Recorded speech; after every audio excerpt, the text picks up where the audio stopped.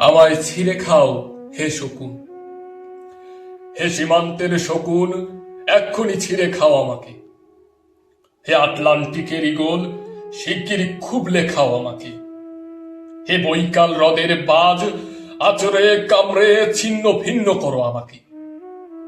আমার রক্তরসে শুধু অসহায়ত্ব আর অভাব। কাগজের কামলারা তারে আদর করে মুদ্রাস্ফীতি ডাকে।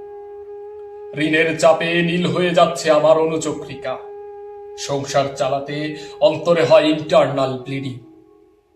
কি আশ্চর্য, তবু আমি মরছি না।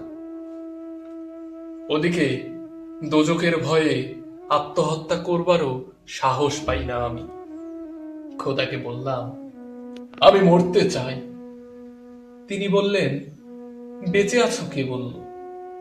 সহস্রাব্দ উন্নয়নের সাক্ষী হিসাবে রাজা তোমাকে মমি করে রেখেছে। বাজারে দীর্ঘশ্বাস ফেললে নাকি রাজ্যের ভীষণ বদনাম হয়। রাজারও মন খারাপ হয় খুব। কোতোয়ালরা ফরমান জারি করেছে, আমাকে সারাক্ষণই হাসতে হবে, নইলে দেশি কুকুর ও বিদেশি মাগুরকে একবেলা ভালো মন্দ খাওয়ানো হবে আমার মাংস দিয়ে। নিত্যদিন ব্রয়লারের ভুঁড়ি নাকি ওদের ভাল লাগে না।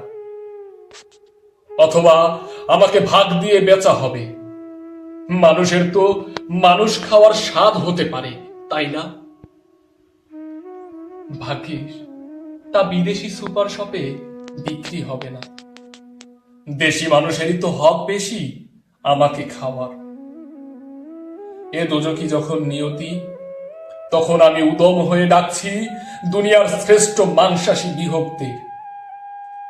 হে ঈগল, চিল ও ভয়ঙ্কর বাজেরা, হে সাম্রাজ্যবাদী সাহসী শকুনেরা, তোমরা F-35 এর মতো, MiG-29 এর মতো দল বেঁধে হামলে পড়ো আমার বুকে। আমার রান, থান, চক্ষু, কলিজা আজ সব তোমাদের গনিমতের মাল। দেশি শুয়োর খুবলে খাওয়ার আগেই আমায় ইচ্ছে মতো ছিঁড়ে খাও তোমরা। দোহাই দোহাই, শুধু মস্তিষ্কটা খেও না আমার, তাহলে শীঘ্রই দাস হয়ে যাবে তোমরাও।